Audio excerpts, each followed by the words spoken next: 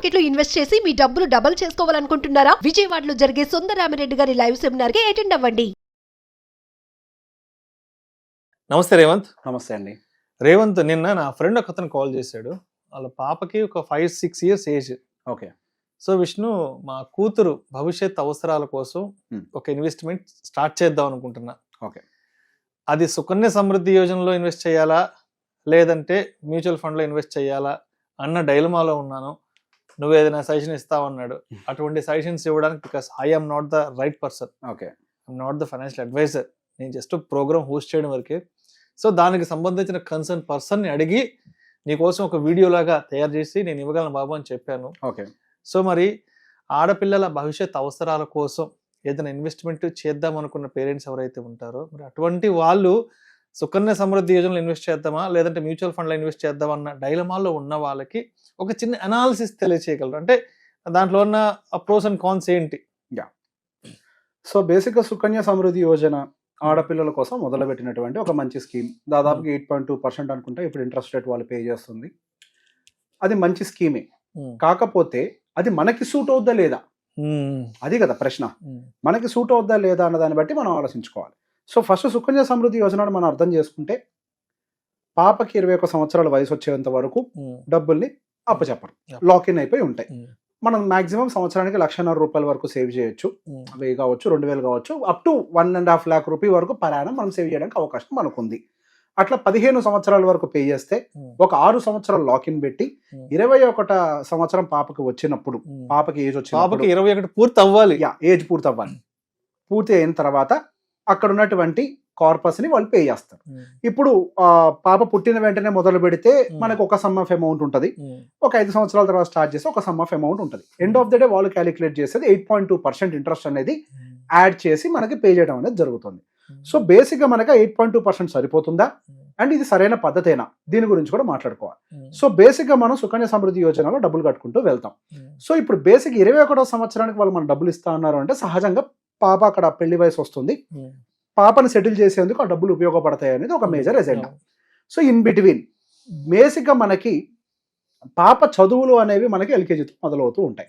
In between ఏదన్నా డబ్బులు అవసరమై ఆ పాపకి ఫీజు కట్టాల్సిన సిచ్యువేషన్, మనం కట్టలేని సిచ్యువేషన్ క్రియేట్ అయితే సుకన్య సమృద్ధి యోజనలో డబ్బులు ఉంటాయి, పెళ్లి వయసుకు డబ్బులు ఇస్తారు, ఇదంతా మంచి విషయమే.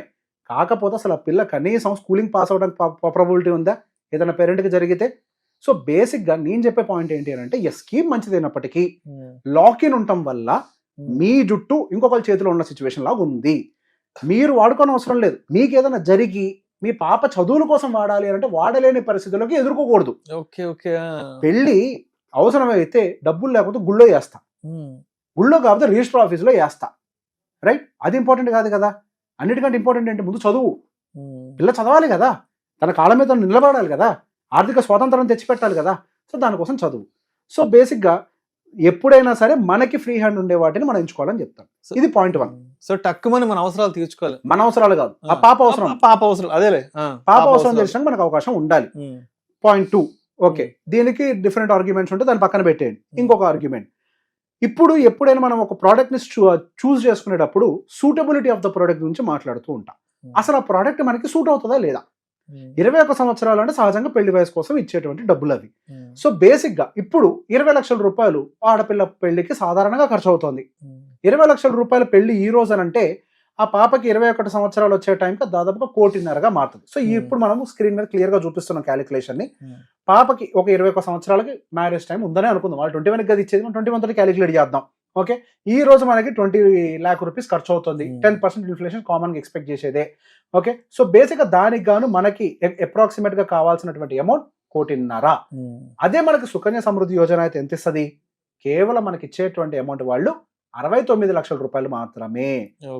69 లక్షల రూపాయలు మీ పాప పెళ్లికి సరిపోతాయా అనేది పెద్ద ప్రశ్న.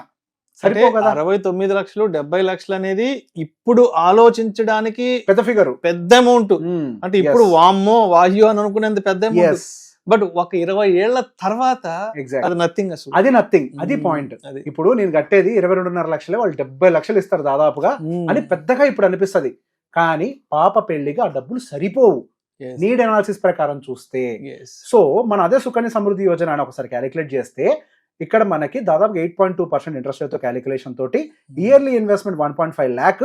పాప వయసు ఇప్పుడే పుట్టిందని అనుకుందాం, సంవత్సరం వయసు పాప పుట్టింది అనుకుందాం. ఇయర్ ఆఫ్ స్టార్టింగ్ 2021 ఏదో సరే 2024 ఏదో పెట్టుకుందాం, 2024 ఏదో పెట్టుకుంటాం. ఓకే, సో బేసిక్ గా పాప స్టార్టింగ్ ఇయర్ మనం 2024 పెట్టుకున్నా సరే, మనకు మెచ్యూరిటీ వచ్చేసరికి 2045 ఉంటది. మనకి వచ్చేటువంటి మెచ్యూరిటీ వాల్యూ 69,27,000 రూపాయలు. ఎస్, ఇది కొంతవరకు ట్యాక్స్ ఫ్రీ అమౌంట్, దీంతో ఎటువంటి ప్రాబ్లం లేదు. సో బేసిక్ ఇందాక మనం చూసినటువంటి ఈ 1.5 కోటి రూపాయలు ఏదైతే ఉందో ఆ టార్గెట్ ని రీచ్ అవ్వడానికి ఈ 70 లక్షలు సరిపోవు. అంటే మనం ఈ రోజు 20 లక్షలు పెట్టి పెళ్లి చేద్దాము అని అంటే మన దగ్గర 10 లక్షలు ఉన్నట్టు, సగం డబ్బులే ఉన్నాయి, ఇంకా సగం డబ్బులు మనం అప్పు చేయాలా లేదా ఏదో ఒక రకంగా ఏర్పాటు చేయాలి. ఇలా కాకుండా ఒక ఆల్టర్నేటివ్ చెప్తాను. ఓకే, సో బేసిక్ ఇంకొక ఆల్టర్నేటివ్ ఏంటి అని అంటే సేమ్ అలానే 15 సంవత్సరాల వరకు 1,50,000 ఒకేసారి కట్టనకుండా, 1,50,000 అంటే ఎంత, 12,500 సుమారుగా, రైట్? ఆ 12,500 రూపాయలని మనం మ్యూచువల్ ఫండ్స్ లో పాప కోసమే ఎస్ఐపి చేస్తున్నాం అని అనుకుందాం. ఓకే, 15 సంవత్సరాలు ఫస్ట్ ఇన్వెస్ట్ చేస్తాం కదా, 15 సంవత్సరాలు ఇన్వెస్ట్ చేస్తే 15 ఏట కంప్లీట్ అయ్యడానికి మన దగ్గర 84.5 లక్షల రూపాయలు చేతిలో డబ్బులు ఉంటాయి. సో మనకి ఇక్కడ ఇంకో 6 years SSY లో లాగిన్ ఉంది కదా, ఆ లాగిన్ పీరియడ్ ఉంది కదా. సో ఇంకొక 6 ఏళ్ల పాటు ఆ 84 లక్షల రూపాయలు కదల్చకుండా గనక వదిలేస్తే మన దగ్గర దాదాపుగా 1,94,00,000 రూపాయలు మన చేతుల్లో ఉంటాయి. సో మీ పాప పెళ్లి మీరు 1,50,000 బట్టి చేసిన తర్వాత కూడా ఆ పైపెచ్చు సారె కింద పంపించడానికి కూడా డబ్బులు ఉంటాయి, రైట్? సో ఇందాక మన SSY లో చేసేటప్పుడు ఏం చూసాం, సుకన్య సమృద్ధి యోజనలో 70 లక్షలు అనే పెద్ద ఫిగర్ చూసాం, కానీ అది యాక్చువల్ గా నీడ్ ని ఫుల్ఫిల్ చేయట్లేదు. అది problem. SSY is a bad product అని అనట్లే. ప్రభుత్వాలు ఇచ్చేటువంటి ఇంట్రెస్ట్ రేట్ లో one of the highest interest rate pay చేస్తున్నటువంటి ప్రోడక్ట్ SSY, అందులో డౌట్ లేదు. సో బేసిక్ గా ఇక్కడ ప్రాబ్లం ఒక్కటే ఏంటి అని అంటే అది మన అవసరాన్ని తీర్చదు. ఇది ఒక్కటే చిన్న సమస్య, కానీ it is not a bad product. I'm not ఇంత డిఫేమ్ చేయట్లేదు. ఇక్కడ డిఫేమ్ చేయడానికి కాదు, అంటే 20 ఏళ్ల తర్వాత మనకి ఈ ప్రోడక్ట్ ఎంతవరకు అవసరాలు తీరుస్తుంది, లేదంటే ఈ ప్రోడక్ట్ అంటే జస్ట్ ఒక అనాలిసిస్ కంపారిజన్ చూపిస్తుంది. ఇది తక్కువ, ఇది మంచిదా చెడ్డదని కూడా కాదు, అది మన పని కాదు, జస్ట్ ఒక ఫ్యూచర్ ప్రొజెక్షన్ అంతే. సో బేసిక్ గా మన అవసరాలు తీరే విధంగా అది నేను చెప్తాను. Suitability of the product is very important అని. సో బేసిక్ అట్లా కాదులే, ఇప్పుడు బేసిక్ నా అమ్మాయి ఖర్చు నేను 10 లక్షలు పెట్టి పెళ్లి చేసుకుంటా, నా 10 లక్షల వరకే నా టార్గెట్ అని అంటే ఎస్, SSY సూట్ అవుతుంది. కానీ ఇప్పుడు నా అంచనా ప్రకారం ఒక ఆడపిల్లకి పెళ్లి చేయాలంటే 20 లక్షలు మినిమం ఖర్చు అవుతుంది, ఎంత వద్దన్నా కానీ. అమ్మాయికి కావాల్సిన బేసిక్ బంగారము, పెళ్లి బట్టలను, రకరకాల ఐటమ్స్ అన్ని కలిపి ఒక 20 లక్షలు బేసిక్ అండి. 20 లక్షలు లేదు ఆడపిల్ల పెళ్లి జరగదు. అది బంగారం అంతా పెట్టుబడులు అంతా కలిపి 10 లక్షలు ఏమీ జరగదు. కాబట్టి మన 20 లక్షల పెళ్లి కరెంట్ గా జరుగుతుంది కాబట్టి అంత అనుకూలంగా వీ హ్యావ్ టు ప్లాన్. అది అట్లా కాకుండా ఘనంగా పెళ్లి చేయాలనుకున్న వాళ్ళు SSY లో పెడితే మాత్రం అయిపోతారు. అంటే 15-20 ఏళ్ల తర్వాత మేము ఒక రేంజ్లో పెళ్లి చేయాలి, అమ్మాయికి పెద్ద మొత్తంలో కట్న కానుకలు ఇచ్చి పంపించాలి, ఆ తర్వాత కూడా అమ్మాయికి ఎంతో కొంత అమౌంట్ని అప్పచెప్పి అమ్మాయి కూడా ఒక ఫైనాన్షియల్ ఇండిపెండెన్స్ వాళ్ళ అత్తగారింట్లో ఉండేలా అనుకోవాలి అంటే SSY అనేది అంత అవసరాలు తీర్చదు, ఫుల్ఫిల్ చేయదు, సూట్ కాదు ప్రోడక్ట్. అంటే జస్ట్ ఆ రోజు పెళ్లి ఖర్చుల వరకే అది సగం పెళ్లి ఖర్చులు వస్తాయి, డబ్బులు సరిపోతాయి అంతే, పూర్తి పెళ్లి ఖర్చులు డబ్బులు రావు. రైట్.